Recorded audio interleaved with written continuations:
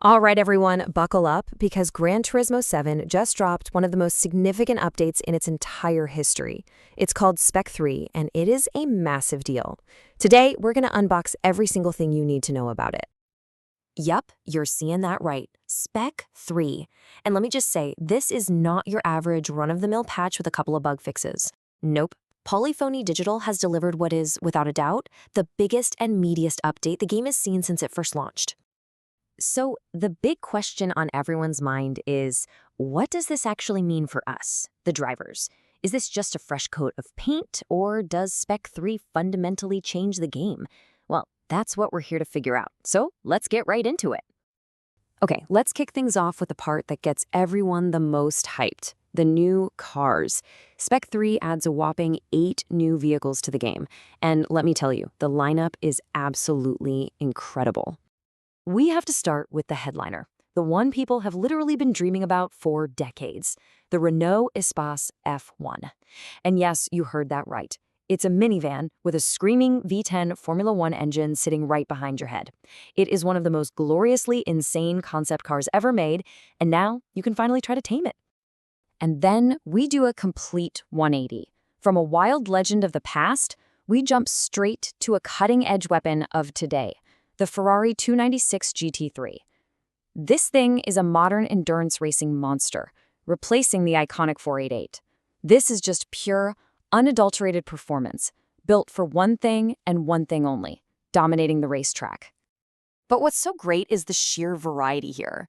I mean, besides those two hero cars, you get the road-going Ferrari 296, a humble little Fiat Panda, seriously, a new F3 car, the legendary Mainz Skyline GTR, you know the one, the cult classic Mitsubishi FTO, and even a peek into the future with the Polestar 5. There is truly something in here for every single type of car nut.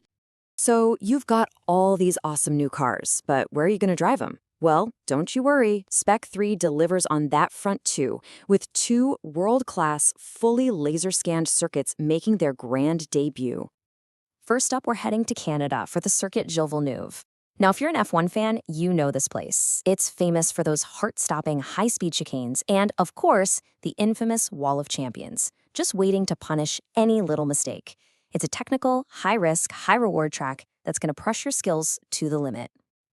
And for our second new playground, we're off to Abu Dhabi and the absolutely stunning Yas Marina circuit. This is a modern marvel, famous for its incredible twilight races that finish under the lights. It's a totally different challenge from Montreal, with a mix of long straights and a super tight technical final sector. It's just spectacular. Look, new cars and tracks are fantastic, but this next part, this might be the most important part of the entire update.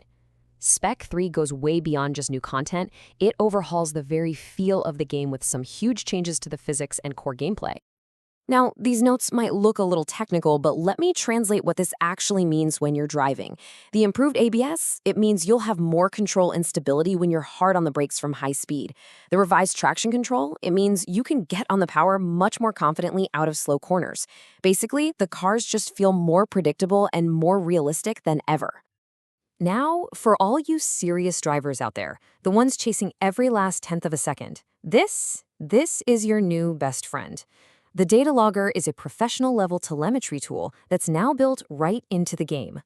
Think of it like having your own personal race engineer, showing you exactly what you're doing wrong and right. And it's actually way easier to use than you might think. You just drive your lap, open the logger and the replay, and you can visually compare everything, your throttle, your braking, against another lap, maybe even one from a top player. You'll instantly see where you're braking too early or getting on the power too late. It is an unbelievably powerful tool. Okay, beyond all the big ticket items, Spec 3 is just packed with dozens of quality of life improvements. You know, these are all the smaller changes that, when you add them all up, just make playing the game smoother, faster, and way more enjoyable. And here is a perfect example and a huge win for online racers. They've improved the matchmaking system, which means you're going to spend a lot less time waiting in lobbies and a lot more time where you want to be, on the track, actually racing. It's a huge improvement. And honestly, the list just goes on and on. Those super annoying brand central invitations that used to expire, they're permanent now. You've got expanded weekly challenges, a new menu in the cafe, faster navigation, smarter AI in the braking zones, a better penalty system. It's just a comprehensive polish across the entire game. So when you add it all up, the new cars, the new tracks, the physics overhaul, the new tools, and all the little fixes, Spec 3 is just an immense package. It breathes so much new life into every single corner of Gran Turismo 7. And that really is the perfect way to put it. This isn't just about adding more things to do, it's about refining and deepening the entire experience. It really feels like the game is entering its next major chapter.